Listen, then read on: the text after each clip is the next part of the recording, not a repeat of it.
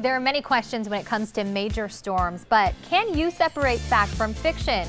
Here to help us get storm smart is Brian Rist. He is CEO of Storm Smart. I'm so happy to welcome you back to The Blend. It's always a pleasure to come back here. I love it when you're here. You know, this is a good time too to talk because post Irma, we were chatting during the break. There's a lot of things that people are dealing with, whether it comes to, contractors or insurance and finding the right people to kind of help get them back on track. But you say, Brian, if there's just a few simple steps you have to follow, everything should be okay. Yeah, unfortunately, a lot of us find ourselves in need of a contractor to do some kind of repair on your house. And none of this is cheap. So you have to be careful and cautious and just follow a couple of procedures to make sure that things get done right and you're protected and nobody gets hurt. And one of the most important things is to try to find a contractor who's licensed. You only want to hire a licensed contractor. You can go to dbpr.org and you can get, it tells you if they're licensed and if they had any complaints. The best thing in the world. That's good to know. Yeah. I didn't know there was a website for that. Right, it's done by the state of Florida. The best thing in the world to know is to find somebody who may have worked for your neighbor or your friends or one of your relatives who has a track record to doing that.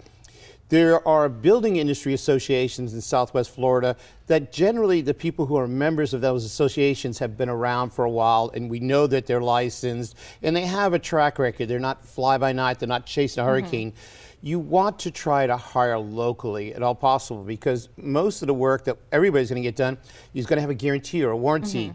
And if they're not from this area and you have a problem, I'm not exactly sure how you get a hold of them. And I wanted to talk about permits too, because I know sometimes people think, hey, I can get by without pulling a permit, maybe save a few dollars. Absolutely want to make sure that the contractor you hire pulls all the necessary permits because it'll come back to bite you. First of all, the city will come or the municipality will come and check out the work to make sure it at least meets the minimum code. But more importantly, someday you might want to sell your house or get a discount on your insurance, and you won't be able to get that if you don't pull a permit. And you have the permit, and not only pull the permit, but make sure they close the permit out as well. Very important information there. You also mentioned waiver of lien rights. What is that? Well, what you want to make sure that when you pay the contractor, he or she pays all of their suppliers and all of their subcontractors, and there's a legal document called waiver of lien, and the contractor needs to provide that to you, and that's your guarantee that they have paid the people they contracted with.